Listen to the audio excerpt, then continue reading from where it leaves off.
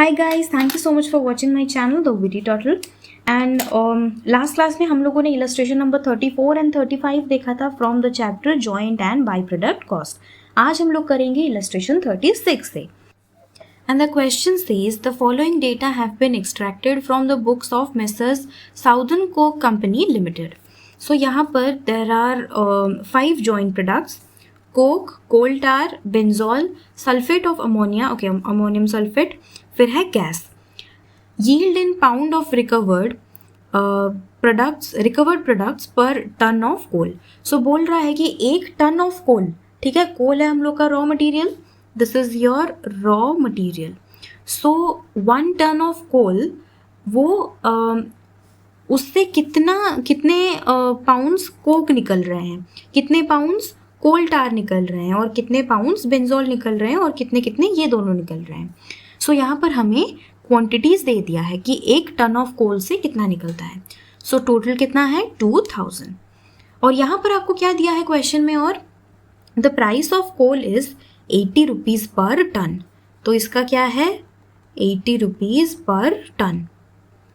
The direct labour and overhead cost to the point of split off are 40 rupees and 60 rupees. Labour and overhead cost 40 और 60 हमें दिया है respectively per ton of coal, right? Calculate the material, labor and total cost of each product on the basis of weight. So ये क्या है आप लोगों का, ये कौन सा वाला मेथड है, ये है आपका फिजिकल क्वांटिटी वाला मेथड, राइट? हम लोग कितना वेट है उसका, उस वेट के बेसिस पर हमें उसको अपॉर्शन करना है. So what do you need to do? You simply need to apportion the cost of direct labor and overheads in the ratio of these. ठीक है, तो कैसे करना है आपको, चलो इसका सोल्यूशन देख के मैं बता देती हूँ. बहुत ही सिंपल क्वेश्चन है. सी, तो आपके पास क्या क्या है, मटेरियल है, लेबर है, ओवरहेड्स है. तो आपके पास 3 कॉस्ट एलिमेंट्स हैं, ठीक है, और इन सब का प्राइस भी आपको बुक में दिया हुआ है. और इन सबको किस रेशियो में डिवाइड करना है, क्वांटिटी तो हमें दिया ही है. तो क्या करना है आपको, देखो 80 रुपीज़ है, इसको हम लोग कोक को कितना एलोकेट करेंगे, इन सब का टोटल है 2000 रुपीज़, है ना. सो ये हो जाएगा 80/2000 मल्टीप्लाइड विथ कोक के लिए कितना हो जाएगा 1420, 56.8. तो ये एक बहुत ही इजी क्वेश्चन है, आप खुद भी कर सकते हैं ये चीज़. सो ये क्वेश्चन मैं यहीं तक ही सॉल्व करूँगी, आप लोग अच्छे से एकदम कर पाएंगे. नेक्स्ट हम लोग देखेंगे इलस्ट्रेशन नंबर 37. तो ये क्वेश्चन भी इजी कैटेगरी में ही जाएगा, लेकिन थोड़ा सा इसमें समझने का है, ठीक है. A factory engaged in the production of chemical x and in the course of manufacture a byproduct Y is also produced, which after a separate process has a commercial value. तो ये बोल रहा है कि एक फैक्ट्री है जो कि केमिकल X प्रोड्यूस करती है. That means chemical X is the main product, right, main product. और उसके साथ ही साथ एक बाई प्रोडक्ट भी प्रोड्यूस होता है जिसका नाम है केमिकल Y. और जो केमिकल Y प्रोड्यूस होता है उसको थोड़ा सा आप अगर थोड़ा बहुत उसमें फर्दर प्रोसेसिंग कर देते हो तो उसका एक कॉमर्शियल वैल्यू भी आ जाता है, आप उसको सेल कर सकते हो. तो उसके लिए हमें मार्च के महीने के लिए सारा इन्फॉर्मेशन यहाँ पर दिया है. What you need to do, यहाँ पर आपको मटेरियल, लेबर और ओवरहेड का दिया है. जॉइंट एक्सपेंसेस कितना है एक्स एंड वाई का मिलाकर, और सेपरेट एक्सपेंसेस कितना है एक्स और वाई का अलग अलग कितना हुआ है. उसके साथ ही साथ हमें दिया है output for the month was 150 quintals of x and 50 quintals of y. ये मेन प्रोडक्ट है तो इसका प्रोडक्शन ज़्यादा होगा. ये बाई प्रोडक्ट है जो कि इन द प्रोसेस अराइज हुआ है तो इसका क्वांटिटी जो है वो कम है. फिर बोल रहा है जो प्रोडक्ट वाई है उसका सेलिंग प्राइस है 200 रुपीज़ पर क्विंटल. 1 क्विंटल का 200 रुपीज़ है. और बोल रहा है यहाँ पर the profit on product Y is 33.33% on cost price. So ये मैंने बहुत बार आपको बताया है, 1/3 on CP equals to how much, simply you need to add 1, मतलब डिनोमिनेटर में 1 ऐड करना है. कितना हो जाएगा 1/4 ऑन सेलिंग प्राइस, है ना, 1/4 ऑन सेलिंग प्राइस। सो यहाँ पर हम लोग प्रॉफिट निकाल लेंगे। प्रॉफिट ऑन SP किसके लिए, y के लिए कितना हो जाएगा, 200 है आपका सेलिंग प्राइस, उसका 1/4 दैट विल बी 50 रुपीज़। अगर 50 रुपीज़ प्रॉफिट है और सेलिंग प्राइस 200 है तो उस केस में कॉस्ट प्राइस कितना हो जाएगा, so cost price will be 200 minus 50 that will be 150 rupees, right. समझ में आ गया इतना। चलो क्वेश्चन में आपको क्या पूछा है, बोल रहा है prepare an account to show the cost of X per quintal. तो जो हम लोग का मेन प्रोडक्ट है दैट इज केमिकल X, उसका कॉस्ट कितना इनकर हुआ है पर क्विंटल, ठीक है, पर क्विंटल उसका कॉस्ट कितना है, कॉस्ट ऑफ प्रोडक्शन कितना है, वो आपको एक अकाउंट बना के बताना है। So let's start with the solution. So यहाँ पर हम क्या करेंगे, हमें सबसे पहले क्योंकि Y का जो इन्फॉर्मेशन है प्रोडक्ट Y का वो हमें क्वेश्चन में ऑलरेडी दिया है, तो हम लोग को जो भी इन्फॉर्मेशन पता है पहले वो लिख लेंगे और उससे हम लोग बाई प्रोडक्ट Y के लिए कितना जॉइंट कॉस्ट इनकर हुआ है वो नोटिस करेंगे, वो कैलकुलेट करेंगे। सो इससे पहले मैं आपको एक छोटा सा चीज़ बता देती हूँ। आपको जब भी जॉइंट कॉस्ट कैलकुलेट करना होगा तो आपको क्या करना है, उस प्रोडक्ट का सेल्स रेवेन्यू कितना आ रहा है वो देखना है, उससे आपको प्रॉफिट दिया रहेगा तो आपको क्या करना है, प्रॉफिट माइनस कर देना है। प्रॉफिट माइनस करने के बाद आपके पास आ जाएगा टोटल कॉस्ट, है ना, क्या आ जाएगा, टोटल कॉस्ट। टोटल कॉस्ट में से अगर आप माइनस कर दोगे जो सेपरेट एक्सपेंसेस हैं, जो कि अलग अलग हमें पता है दोनों प्रोडक्ट्स के लिए, दोनों मतलब मेन प्रोडक्ट और बाई प्रोडक्ट के लिए अलग अलग जो फर्दर प्रोसेसिंग कॉस्ट इनकर हुआ है वो कितना है, सेपरेट कॉस्ट अगर आप माइनस कर दोगे तो आपके पास जो बचता है that is the share of JC for that product, share of joint cost for that one product. ये मैंने जो आपको यहाँ पर समझाया, you have to do the very same thing here. Sales revenue कितना आएगा आप बताओ, कितने क्विंटल्स प्रोड्यूस हुए हैं, 50 क्विंटल्स, राइट, और एक क्विंटल का प्राइस कितना है, सेलिंग प्राइस कितना है, बुक देखो बताओ, 200 रुपीज़, यस। सो ये कितना हो जाएगा आपका total sales revenues, total sales revenue हो जाएगा 10,000 रुपीज़, है ना। चलो अब इससे हम लोग माइनस कर देंगे प्रॉफिट का अमाउंट।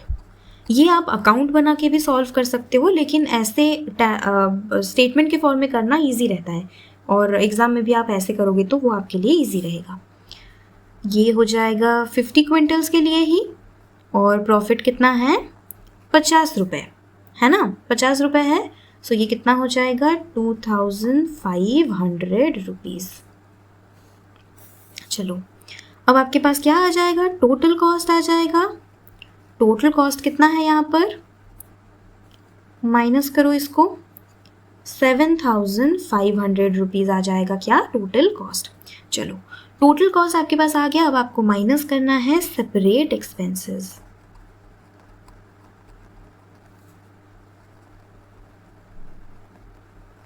सेपरेट एक्सपेंसेस में आपके पास क्या क्या है, बुक में आपको दिया है मटेरियल प्लस आपका जो है लेबर प्लस आपका ओवरहेड, ये तीनों मिला के कितना हो रहा है। क्योंकि आपको ऑनलाइन मोड में ही एग्ज़ाम देना है तो मैं इतना एलेबोरेटली नहीं कर रही हूँ। सो ये आपका टोटल कितना होता है, 2,800 प्लस 1,000 दैट इज़ 3,800 प्लस 2,500। सो ये मिला के आपका हो जाएगा 6,300, ओके, 6,300। तो सेपरेट एक्सपेंसेस को आप माइनस कर दोगे, अब आपके पास क्या आ जाएगा, अब आपके पास आ जाएगा share of joint cost for Y। जितना भी टोटल जॉइंट कॉस्ट इनकर हुआ है उसमें से Y का शेयर कितना है, इसमें से माइनस कर दो, ये आ गया 1,200। चलो अब आपके पास, आपको पता है कि जितना भी जॉइंट कॉस्ट आपका टोटल इनकर हुआ है जो कि आपको क्वेश्चन में दिया है, उससे आपको Y का शेयर कितना है वो पता चल गया। अब टोटल में से आप Y का शेयर माइनस कर दोगे तो X का आपको पता चल ही जाएगा। X का जब आपको जॉइंट कॉस्ट का शेयर पता चल जाएगा तो उससे आप क्या निकाल लोगे, टोटल कॉस्ट ऑफ प्रोडक्शन। फिर उसको जब आप डिवाइड कर दोगे बाय 150 क्विंटल्स तो आपका पर क्विंटल का कितना कॉस्ट है वो पता चल जाएगा, है ना। एक बार बुक से देख लेते हैं इसको। सो अब आपको क्या करना है, आपको सिंपली एक जॉइंट एक्सपेंसेस का अकाउंट बनाना है। ये अकाउंट में जो भी खर्चे हैं सब डेबिट हो जाएंगे, मटेरियल, लेबर और ओवरहेड्स का जो भी जॉइंट कॉस्ट इनकर हुआ है वो डेबिट हो जाएगा। आपके पास वाई अकाउंट का जो भी खर्चा है, जो भी उसका जो शेयर है वो यहाँ पर क्रेडिट साइड में आ जाएगा। सो ये क्या है, एक्स के अकाउंट का जो शेयर ऑफ जॉइंट कॉस्ट है ये आपका क्या हो जाएगा, बैलेंसिंग फिगर, है ना। ये आपको मिल गया। अब ये सीधा आप कैलकुलेशन भी कर सकते हैं। टोटल आपका इन सबको ऐड कर देना, टोटल हो जाएगा 16,500 minus share of Y, share of chemical Y करके आप इसको माइनस कर दोगे तो भी इतना आएगा, सेम चीज़ है, राइट। फिर आप क्या बोला है, एक अकाउंट क्रिएट करने बोला है, एक्स का अकाउंट, जिसमें आपको बताना है कि एक्स का पर क्विंटल का कॉस्ट कितना इनकर हुआ है। सो यहाँ पर एक्स के अकाउंट में मटेरियल, लेबर और ओवरहेड्स ये तीनों का कितना कितना सेपरेट एक्सपेंसेस इनकर हुए हैं वो आपको पता है, वो आप इस साइड में लिख देना। जॉइंट एक्सपेंसेस कितना इनकर हुआ है ये तो हमने यहाँ पर निकाल ही लिया था, तो ये भी आ जाएगा यहाँ पर। अब आप टोटल जितना होगा वो निकाल लेना, फिर यहाँ पर जितना है ये साइड भी तो बैलेंस करने के लिए उतना ही होगा, उतना हो जाएगा 21,200। सो ये आपका हो गया total cost 21,200 divided by you have how many quintals, 150 quintals. That means the cost of chemical X per quintal is how much, rupees 141.33, right? समझ में आ गया। चलो ये हो गया हम लोग का कंप्लीट कौन सा question, illustration number 37। Coming to the next question, that is illustration number 38, right. Illustration number 38, तो क्वेश्चन क्या बोल रहा है यहाँ पर। सो बेसिकली ये जो क्वेश्चन है ये बोल रहा है कि in manufacturing the main product a, a company processes the resulting waste material into 2 by products B and C. So what do you need to do? Using the reversal cost method of byproducts, prepare a comparative profit and loss statement of the 3 products from the following data. So total cost up to separation point is this much. इसका मतलब क्या है, ये है आपका joint cost, तीनों products पर इतना joint cost आपका इनकर हुआ है, राइट। सो अब आपको क्या करना है यहाँ पर, अब आपको यहाँ पर सेल्स दिया है तीनों प्रोडक्ट्स के लिए, estimated net profit percentage to sales value, sales value का कितना परसेंट है आपका प्रॉफिट वो भी दिया है। सो आप अगर इससे सेल्स से आप प्रॉफिट जितना होगा कैलकुलेट करके माइनस कर दोगे तो आपके पास क्या आ जाएगा, आपके पास आ जाएगा टोटल कॉस्ट। टोटल कॉस्ट से आप अभी सेलिंग एक्सपेंसेस माइनस कर दोगे as a percentage of your sales value only, तो उसको आप माइनस कर दोगे तो आपके पास आ जाएगा मैन्युफैक्चरिंग कॉस्ट, या फिर जिसको हम लोग बोलते हैं cost of production. Cost of production आ गया, उससे आप सेपरेशन कॉस्ट को माइनस कर दोगे तो आपके पास आ जाएगा कि शेयर ऑफ जॉइंट एक्सपेंस कितना है बी और सी के लिए, क्योंकि यहाँ पर ए का तो हमें नहीं दिया है ना। सो हम लोगों को ये चीज़ कैलकुलेट करना पड़ेगा। यहाँ पर देखो, यहाँ पर मैं समझाती हूँ, apportionment of joint expenses for the products. यहाँ पर हमारे पास बी और सी के लिए सारा डेटा अवेलेबल है बुक में, अपने बुक में क्वेश्चन देखो आप, सारा डेटा अवेलेबल है। सेल्स दिया है बी के लिए कितना, 16,000 rupees, and for see it is how much, 24,000 rupees. इससे हम लोग माइनस करेंगे प्रॉफिट। तो प्रॉफिट क्या बोल रहा है, सेल्स वैल्यू का 20% होगा इन केस ऑफ बी। 16,000 का 20% कितना है, 3,200। इसको आप माइनस कर दो, माइनस करने पे आपके पास आ जाएगा टोटल कॉस्ट, है ना। बहुत ही इजी कैलकुलेशन है, आप बस समझने की कोशिश करो, एकदम अच्छे से समझ जाओगे। फिर जो सी के केस में प्रॉफिट का कितना परसेंटेज दिया है, 30%। 24 इंटू 30% कितना हो जाएगा, 7,200। टोटल कॉस्ट हम दोनों का आ गया। फिर सेलिंग एक्सपेंसेस को माइनस कर देना, आ जाएगा आपका मैन्युफैक्चरिंग कॉस्ट और cost of what, cost of production आ गया। उससे आपको क्या करना है, माइनस करना है सेपरेट एक्सपेंसेस। आप माइनस कर दोगे तो आपके पास आ जाएगा कि जॉइंट एक्सपेंसेस जो टोटल 68,000 इनकर हुआ है उसमें से बी के लिए कितना खर्चा हुआ है और सी के लिए कितना खर्चा हुआ है। अब दोनों आ गया हमारे पास। अब हम क्या करेंगे, जो 68,000 total expense joint cost incur हुआ है उससे हम लोग इन दोनों को माइनस कर देंगे। तो जो हमारे पास बचेगा that will be the share of A in the joint cost. Joint cost में से उतना हिस्सा ए के लिए खर्चा हुआ है, कितना है वो 58,400 है ना। तो फिर हमें क्वेश्चन में क्या बोल रहा है, क्वेश्चन में बोल रहा है एक कंपैरेटिव P&L स्टेटमेंट बनाने के लिए तीनों प्रोडक्ट्स के लिए। तो यहाँ पर अब हम क्या बनाएंगे, एक P&L स्टेटमेंट। तो P&L स्टेटमेंट में बेसिकली क्या किया जाता है, आप इधर इस तरह से आप सारे कॉस्ट को जोड़ कर आ सकते हो या फिर आप सेल्स में से जितना भी आपका टोटल कॉस्ट है उसको आप माइनस करके प्रॉफिट निकाल सकते हो। क्योंकि हमें यहाँ पर जो ओनली ए के लिए हमें सब कैलकुलेट करना है प्रॉफिट वगैरह, तो हम कोई भी मेथड यहाँ पर ले सकते हैं, that completely depends on you. So यहाँ पर क्या है, joint cost, separate cost, manufacturing cost, selling expenses, इन चारों को मिलाने पर आपका जो है total cost A B and C का हमें मिल जाएगा। टोटल में भी टोटल कितना कॉस्ट इनकर हुआ है मिल जाएगा। और बी और सी का तो हमें पहले ही पता है, हम लोगों ने यहाँ पर ऊपर निकाल लिया था प्रॉफिट कितना होगा। और ए के केस में आपको सेल्स तो ऑलरेडी दिया ही हुआ है, बुक में क्वेश्चन में दिया ही है। सो आप इससे जब इसको माइनस कर दोगे तो क्या आ जाएगा, आपका प्रॉफिट आ जाएगा, राइट। तीनों ही केसेस में प्रॉफिट आ जाएगा।